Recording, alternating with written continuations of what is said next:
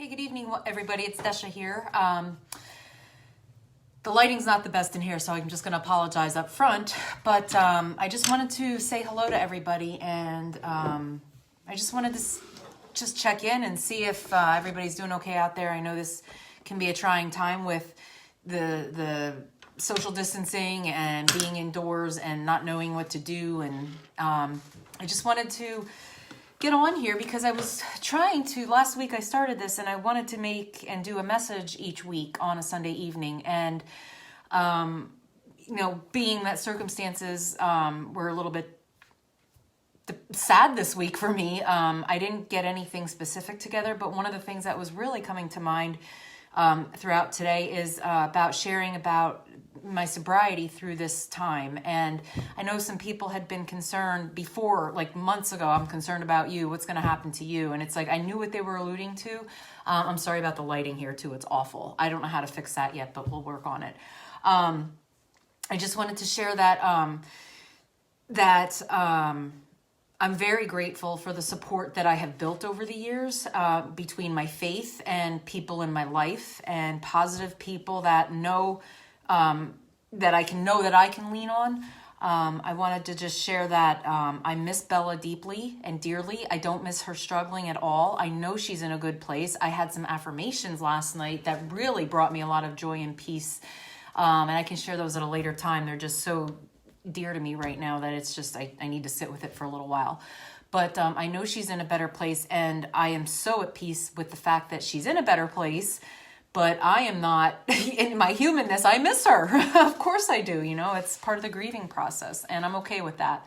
I'm able to remember her. It's, it goes back and forth. Sometimes I'll cry for 3 or 4 minutes, and then I'm okay for a couple of hours. So, I just kind of go with it right now. But one of the things that I wanted to say is the fact that I have a good foundation right now. And I already knew way back when I knew Bella was getting sick, and even before that I didn't need to drink. I didn't need to use this as an excuse to drink or go use any kind of drug. I didn't need to lean on and cope with a substance. I can sit with my feelings, even though I don't like it all the time. I remembered, we've heard over the years, some of us have heard, like, the good news is when you stop drinking and using, the good news is you feel, the bad news is you feel. So I'm just so grateful that I have my faith in God, and the fact that I know that He's got all of this in His hands, and that I can really truly reflect on a lot of things. I can be sad, but I can move forward at the same time, and I don't have to cope and make an excuse or use this as an excuse to pick up a drink or a drug. I already knew that there were things I had to do in life. I already knew that that Bella has been serving her purpose in life, and she still will. It just might look a little bit differently. I already have started jotting ideas down for I don't know if I want to say it yet, but I'm going to. Now I'm going to be accountable, okay? So hold me accountable. But I've already started doing a format type of thing for the book I'm going to do. That includes her and some of the things we've done and the impact that she's had on my life. So I'm just excited about that. So part of me is afraid to be excited because it's hard to want to do these things without her. But at the same time, I know she's in a better place. And I have a lot of peace with that. And I'm so grateful that she's... that she's just made such an impact, not just in my life apparently, but apparently a lot of other people. So, but again, like I said, I don't have to drink. I don't want to. It hasn't even really crossed my mind. I must say that. Of course it has, because I have to be aware of it, because that disease and that sickness in the back of our minds is just waiting for a reason to come out and just go full blown right where I picked up, right where I stopped. It would like pick up where I left off. And I know that's what it wants to do. It's just, I don't need to, I don't want to. And that's a miracle in itself. The fact that I don't need to use any kind of substance as a coping mechanism is a miracle in itself. I have God in my life, and I really, sometimes I don't want to hear it, honestly. Like, I don't want to hear the verses. I don't want to hear, but I know that I have to take what works and leave the rest at any given moment. And whatever might be said from people or whatever, people usually coming from a good place, maybe those things are in the back of my mind for when I am ready to let those sink in and help me through a specific instance. I got to tell you, tonight when I was walking, I never, this is amazing. Last Saturday, Bella went on a walk that was a little bit further. That was probably the furthest one that she had gone on in a long time. And I videotaped it. So tonight I was walking in the same area and I went back to look at the video and I was in the same area, like in that same spot. So I started playing the video and walking with the video as if she was kind of right in front of me. And I'm not ashamed to say this. I don't care if you think I'm off the wall right now. This is part of my healing. And I just really don't care what people think.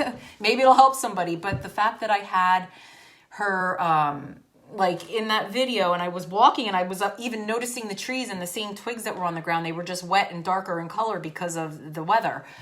It was really neat to see. It was just amazing to be able to feel like she was, I mean, of course I know she's in my heart and she's with me, but to have that physical vision of her was just like, oh my gosh. But it really melted my heart. It made me tear up. It made me grateful. It made me like, oh my gosh, like all those mixed emotions. And right now I'm going through all the firsts without her. It's like I left the store the other day and I'm like, oh my gosh, I didn't have to get her anything. Usually I'd take her something out and give her something in the car if she was there. And if not, when I got home, I'd be giving her something. I'd always make sure I picked her up something because she was a part of everything I did, all of my thoughts, because I loved her. Why wouldn't she be? I wanted to do my very best for her. And if you love somebody unconditionally, it's like in your nature to want to do your best for them and to think of them in everything. And hopefully I wasn't overbearing. I probably was at times. But, I have, like I said, I have my moments. Some moments I'll cry like 3, 4, 5 minutes at a time. Some moments I just get choked up and then I'm okay again. But to know that I don't have to lean on something other than my faith, and the memories are a little tough yet because they kind of upset me a little bit, but certain memories are good. I'm making many connections with how I'm seeing her, in my life. And, when I took a walk up the trail today, I had some things that I noticed that reminded me, and it was like, they were signs to me that, it's all good and that she's all good.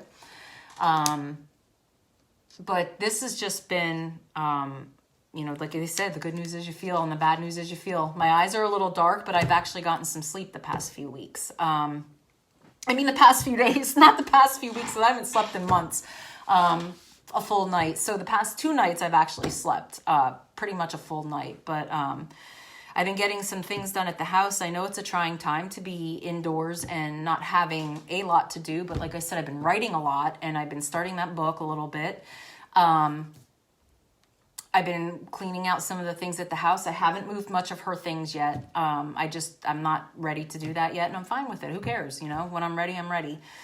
So I have to watch I don't overthink, and I have to watch that I don't, what's the word I want to say? Like, that sometimes I feel guilty for not feeling a certain way. Like I should be feeling worse, or I should be, and it's like, maybe I am really at peace with a lot of this. It's just processing it all right now.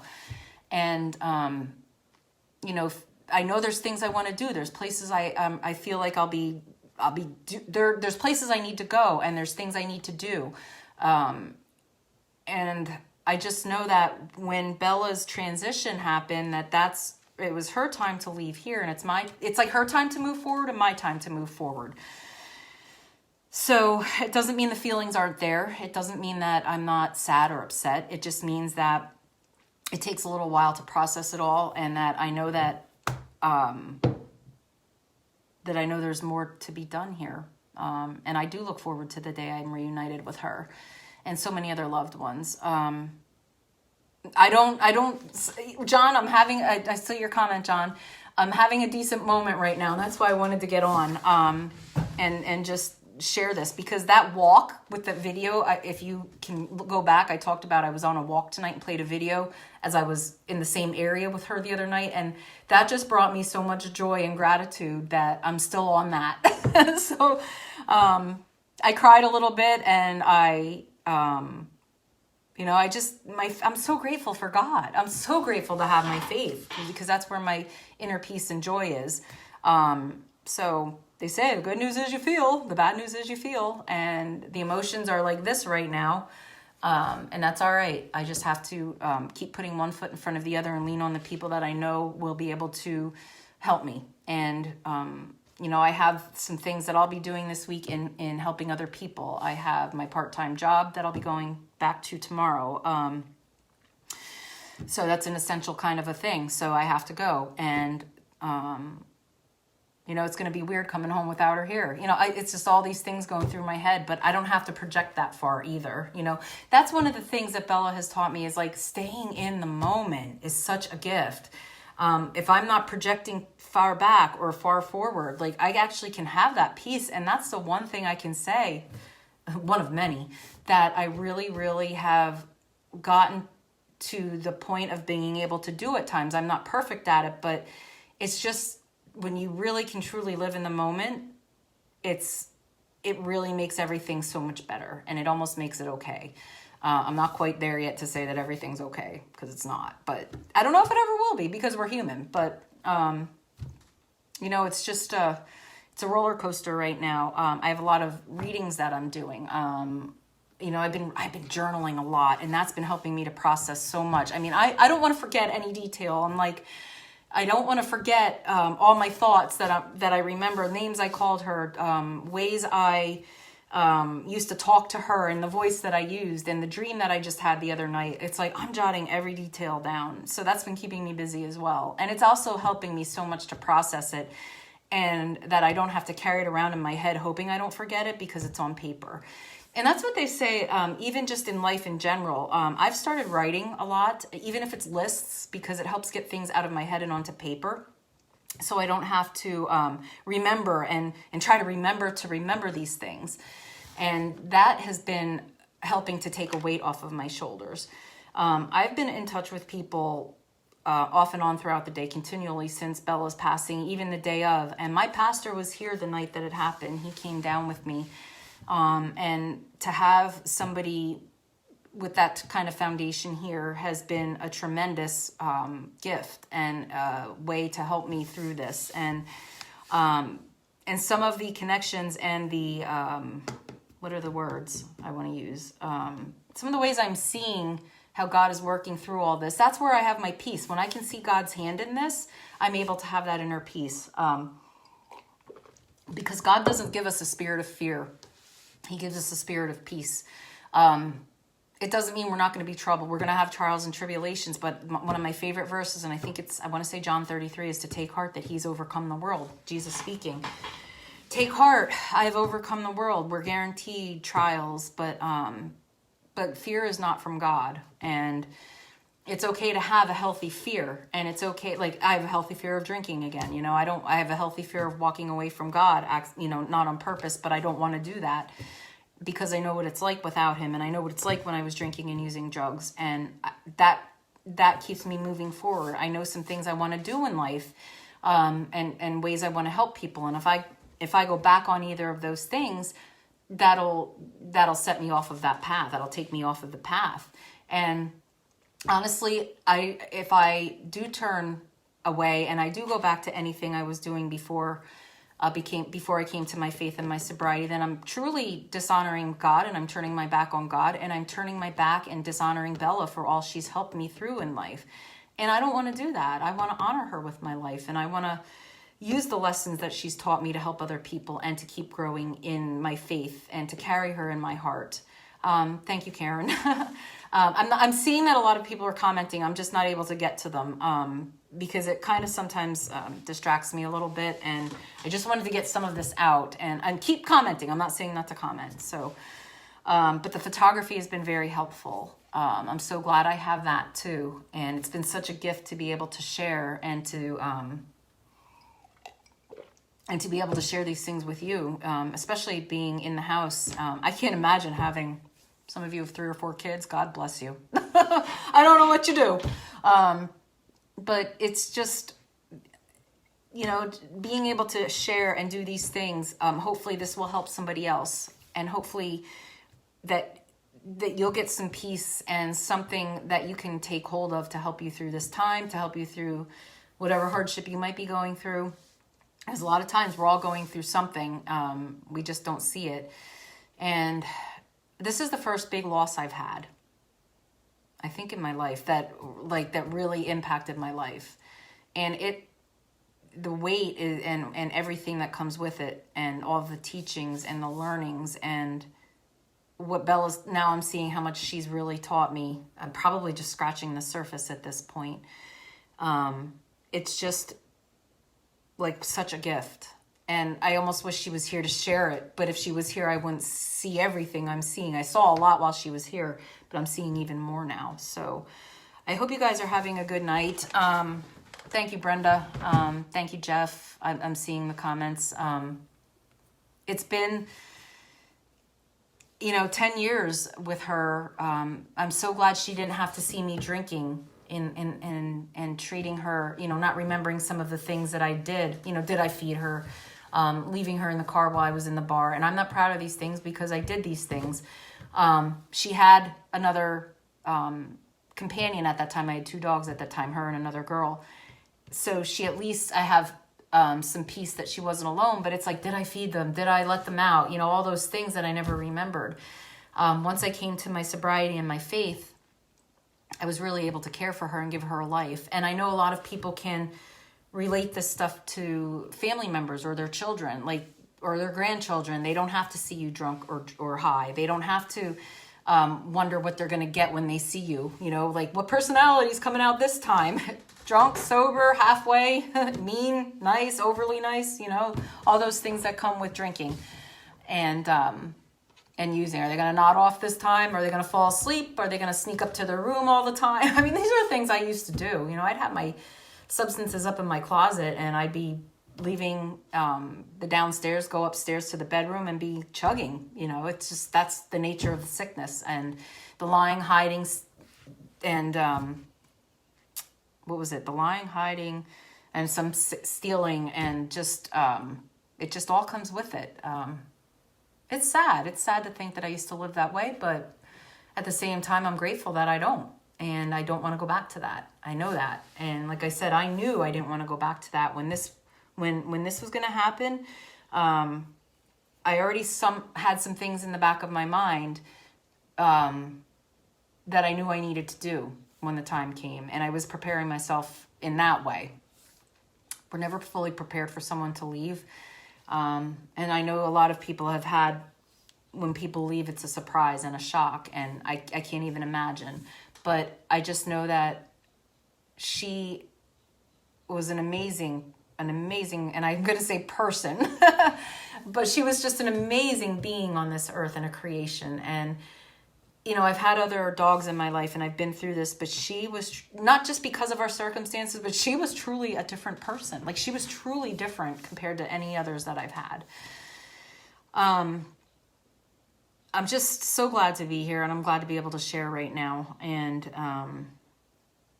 like I said, I've been trying to, what was one of the verses this week was Romans 8. And it was talking about the Spirit. It was 6-14, Romans 8. I love Romans 8. And especially this week I do. But it had to do with having a spirit of...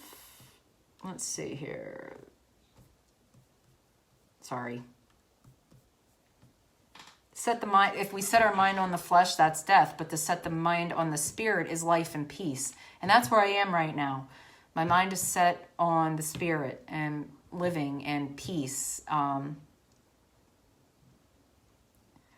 It's just amazing when you know that God is with you and you see God's hand. And I didn't see it right away, honestly. I didn't see, I was, there was some things I was praying and begging for, and then I started to see God's hand in this whole circumstance, and that brought me a lot of peace. I'm not saying it's easy, but it has brought me a lot of peace. So that's why I'm able to share with you right now. So thank God for that. But when we're living in the flesh, it means that we care more about like the death and the things of death. All that's against God that is of life and of love. So if we are, those who live in Christ live in the Spirit. And I'm trying to see here what comes here. We can allow the desires and focus to be on God's life and God's peace and not on the things of the world. We're all here temporarily, no matter what. I know, as hard as it sounds sometimes, it's like when it's our time, it's our time. And it sucks sometimes, but I'm not saying it's easy. But when I know where I'm going, I know where Bella is, and that brings me a lot of peace. Of course, I want her here. My humanness wants her here. So, but at the same time, when I think about how she was struggling at the end, I'm glad she's not struggling anymore. She's at peace. So there's that part of it too. So I just wanted to leave you with a thought that, and a prayer maybe that, let me bring it up here. Because I love this, and I didn't realize it was in Numbers at first. Let me see here. Okay, it's it's a priestly blessing for people, and it's just something that I love to carry in my heart. And it says, in this, let me find a different version here. May the Lord bless you and keep you, or protect you. May the Lord smile on you and be gracious to you. May the Lord show you his favor and give you peace. Isn't that what we kind of strive for? I've never had peace in my life before I came to my faith and my sobriety. I had been sober numerous times. I'm going to give you a little of my story here quick. I didn't plan this, so I might as well just go with it. I had been to rehab 4 times, and I didn't stay sober after any of them. I had gotten sober many times, but I didn't stay sober. I didn't even stay sober after the 4th rehab. But by the time that I was sick and tired, being sick and tired and looking at myself in the mirror and hating what I saw, I honestly didn't know what to do. I didn't want to live. I didn't know how to live without a drink. But I didn't know how to live a different way either. But I got to that turning point where something just had to change. And I wanted to change more than I wanted to drink. And I wanted to stay sober more than I wanted to drink. So I needed to do what I knew for a long time that I needed to do. And that was to get myself around different people. When I started to get myself around different people, the places and things started to change. And once that began to happen, I began to see changes in my life taking place. And God does bless and keep us and smiles on us. And well done, you faithful servant, when we are faithfully serving him. I can only hope he said that to Bella when she got there. Who knows what kind of connection they have with him. They don't have all the human stuff that we have in our minds to block their connection. So who the heck knows? But when I finally decided to get sober, and I knew I wanted to stay sober, I just didn't know if I could do it. I didn't know if I could believe in myself to do that. That first week was tough. That first week, I'll never forget that Friday night. After I'd stopped, Sunday night was my last Sunday night. It was a March 1st. No, I'm sorry, it was February 28th. So Monday was my sobriety date, March 1st. That Friday, I almost went out with people after work, and everything brought me back up to my place from work. Everything, honestly, the traffic, I'm not kidding, there was a traffic jam, and that directed me away from the bar. I mean, it's to that extent that I can see God's hand in that, leading me back to my place to get to a meeting that would help me. And I went reluctantly, but I went. And that was probably the first time I really see that I was steered in the right direction, because somewhere in my heart, I wanted that. And I think God knew it was time. And I wish other people would make it. We don't know why people make it why some people make it and some don't. I wish I had the answer for that. But once I decided to make those changes started to happen. And then I came to my faith about 3 weeks later. And that's really that March 24th date that was last Tuesday. I'm so grateful for that, because I had those 10 years with Bella. connecting with God with her and being out in nature with her and seeing God's hand in our relationship, and how my relationship and Bella's relationship is so parallel to the relationship with God. And it's just,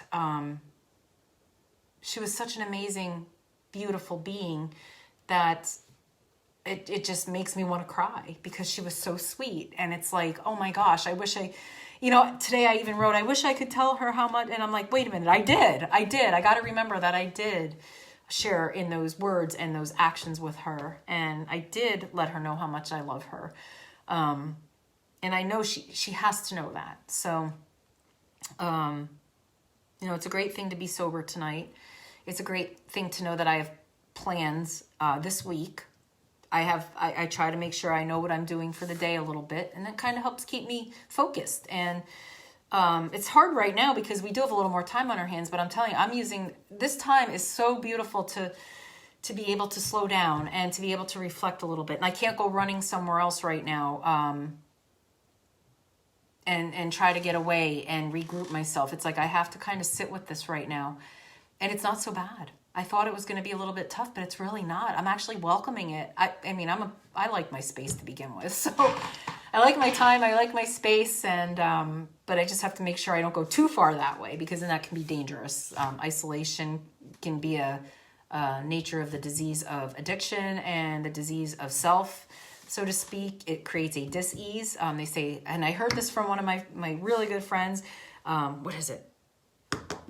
Idle time is the devil's workshop. So I feel just so grateful right now. And Lisa, I am so grateful. My friend Lisa and I had this conversation last night, and that girl should be preaching at the podium.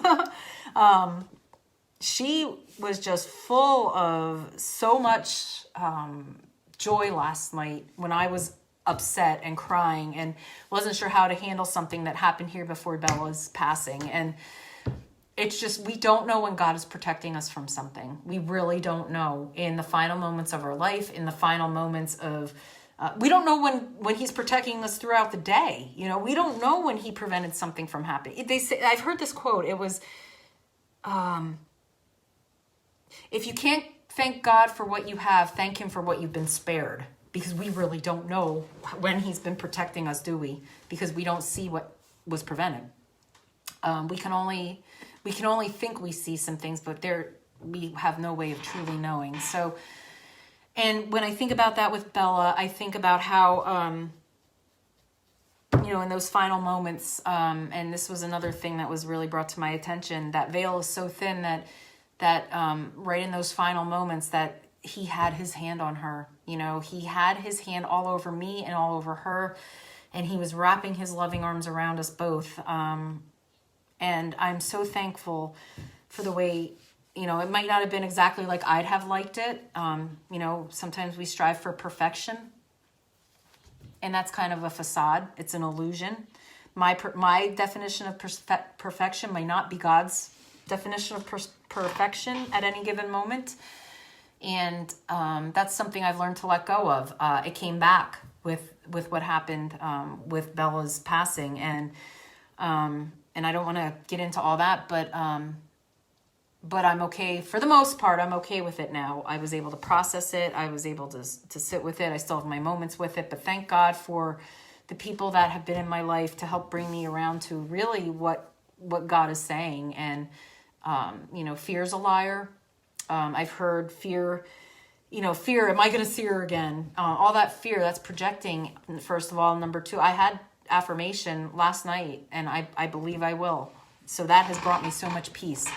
And but fear is, I've heard so many acronyms: false evidence appearing real, F everything and run, or so let's say forget everything and run, or face everything and recover. That's a nice way to think of it. Because when we face those fears, as much as we don't like to, sometimes they create a pit in my stomach, and I'm still getting pits in my stomach here, especially with all the first going on without Bella here. But when we face some of these things, it can help to really bring it to the forefront. See if I played a part in it, give it to God, and ask for that to be removed and to help change if not change me specifically, change my perception, which in turn is really changing me. But the transformation of the mind and the renewal of the mind every day is so important, and to remain teachable and to be open to learning new things, to be open to what God might be trying to say to you, to be open to other people giving you grace and gratitude. Because a lot of times we don't want people to do things for us or say things, but we got to remember when we don't allow that, we're depriving that person of giving of themselves or whatever it is they have to offer. And sometimes we're not ready. I mean, I understand that too. So, I mean, there's also a discernment in there that has to take place. But I'm going to go, I think, and take a hot bath, make some tea, do some writing. I have a lot I want to write. Probably cry a little more. My eyes are shot from crying off and on. And I'm like, you know what? I'm going on anyway. But this, my shirt, I got this in a shop in Jim Thorpe, and it says no bad days. I don't know if you can tell because it's probably backwards to you. Maybe it's not. I don't know. But no bad days. I don't know how realistic. It is really our perception. You know, if we are our attitude determines our altitude. Our attitude determines how our day is going to go. You know, if we will let one thing set us off for the day, that's going to probably snowball into having that bad day. If we try to, if we let one thing set us off, but remember whatever it is we need to remember at any given time to help keep us on track, then we're going to have a much better day, won't we? So it's sometimes remembering to remember these things, remembering to pray for somebody that might upset us, or remembering to disengage when we know it's not healthy, remembering to maybe pick up a reading that we might need to look at to get us back on track, or to call someone or shoot someone a text to keep us grounded. Remembering to visualize being grounded, or stepping back and saying a prayer, you know, that God's will be done, and that to have God guide me, and to let my words be his. Let thy words be few. Maybe that's the prayer. And that could mean this way or right from the mouth. But I'm preaching to the choir too. So anyway, I just, again, want to leave you with a blessing, and to know that, remember that you're loved and your life is worth it. Your peace is worth it. So remember that God's peace is there and it's available, and try to make the most. And remember that there's always some learnings. There's always some lessons in whatever it is we're going through, even though we might not like it. And maybe not why, God, why, but what, God? What are you showing me? What is this telling me? What can I do a little bit better? And sometimes that can hurt, because we wish that we could have done it in a previous circumstance. But honestly, and I'm preaching to myself here, it's not always realistic. And we got to trust that God ordained everything to be as exactly as it is. Acceptance is the answer. Here, let me read this, because I want to read it from word for word, and then I'm going to close with the full serenity prayer here. Acceptance, and I learned this in my recovery.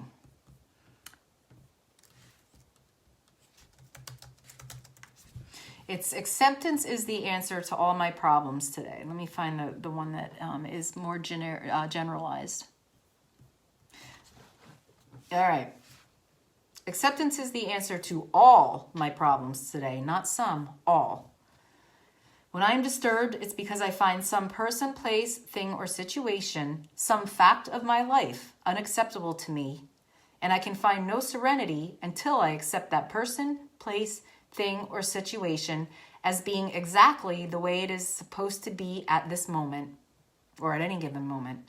Nothing, absolutely nothing happens in God's world by mistake. Until I accept myself, my situation, and my life completely on life's terms or God's terms, I cannot be happy, or maybe at peace is what I like to say. I need to concentrate not so much on what happens and what needs to be changed in the world as to what needs to be changed in me and my attitudes. Amen. Woo! Can we get an amen?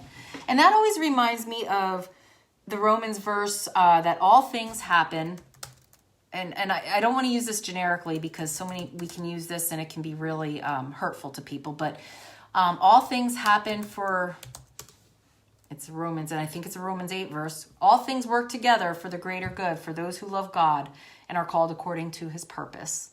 So we know that all things happen for a greater good. And that's what acceptance always reminds me of when I hear that. But the full serenity prayer, and I don't know if I can say this fully.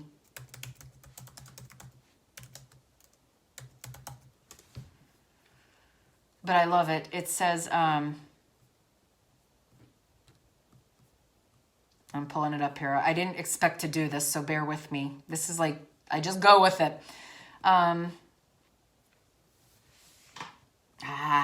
I'm sorry. I do want to get it out here, though. And it's Reinhold Niebuhr. I think that's how you say his name. So if you don't catch it now, you can either back up when I'm finished here, but or you can look it up.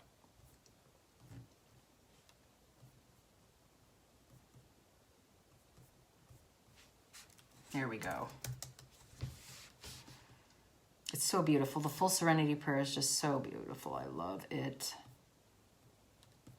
All right, here we go. My computer's slow right now. So it says, God, grant me the serenity to accept the things I cannot change, the courage to change the things I can, and the wisdom to know the difference. Living one day at a time, enjoying one moment at a time, accepting hardship as the pathway to peace.